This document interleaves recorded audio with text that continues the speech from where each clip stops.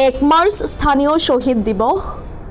ৰহা আঞ্চলিক ছাত্ৰ সন্থাই স্থানীয় শ্বহীদ দিৱসত স্মৰণ কৰিলে বীৰ শ্বহীদসকলক পুবা দীঘলদৰীত পতাকা উত্তোলন শ্বহীদ তৰ্পণ শ্বহীদ পৰিয়ালক সম্বৰ্ধনা জনোৱাৰ লগতে ৰহা আঞ্চলিক ছাত্ৰ সন্থাৰ শ্বহীদ বেদী চাপৰমুখ শাখা ছাত্ৰ সন্থাৰ শ্বহীদ বেদী দীঘলদৰী ৰহা মহাবিদ্যালয়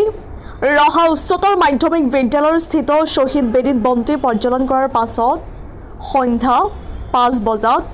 ৰহা আদৰ্শ শিশু বিকাশ কেন্দ্ৰ স্থিত শ্বহীদ বেদীৰ সন্মুখত নগাঁও জিলা ছাত্ৰ সন্থাৰ উপদেষ্টা মৃদুল হাজৰিকা নগাঁও জিলা উন্নতি সভাৰ উপসভাপতি মহেন্দ্ৰ কলিতা আৰু ৰহা আঞ্চলিক তিৱা ছাত্ৰ সন্থাৰ সম্পাদক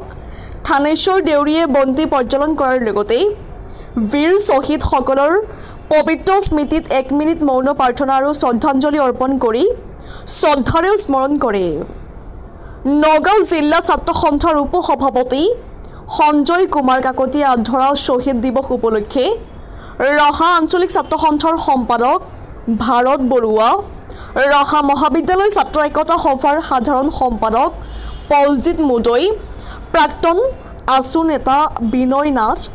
দিনেশ দাস সদস্য ভাস্কৰ নাথ সহ ৰহা আছুৰ সদস্যসকল উপস্থিত থাকি বীৰ শ্বহীদসকলক শ্ৰদ্ধাৰে স্মৰণ কৰে ৰহাৰ পৰা সাংবাদিক নৱজ্যোতি ভূঞাৰ ৰিপৰ্ট JNKD নিউজ সদৌ অসম ছাত্ৰ সন্থাৰ প্ৰাক্তন সহকাৰী সাধাৰণ সম্পাদক তথা আমাৰ নগাঁও জিলাৰ উপদেষ্টা শ্ৰীযুত মৃদুল হাজৰিকা ডাঙৰীয়া আমাৰ মাজত উপস্থিত আছে শ্ৰীযুত মহেন্দ্ৰ কলিতা ডাঙৰীয়া আমাৰ অসম উন্নতি সভাৰ নগাঁও জিলাৰ উপসভাপতি আমাৰ মাজত উপস্থিত আছে ৰহা আঞ্চলিক তিৱা ছাত্ৰ সন্থাৰ সহকাৰী সাধাৰণ সম্পাদক থানেশ্বৰ দেউৰী আমাৰ মাজত উপস্থিত আছে জ্যেষ্ঠ সাংবাদিক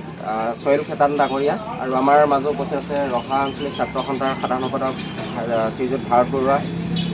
ৰহা মহাবিদ্যালয়ৰ ছাত্ৰ একতা সংঘৰ সভাপতি সম্পাদক প্ৰমুখ্যে বিষয়ববীয়া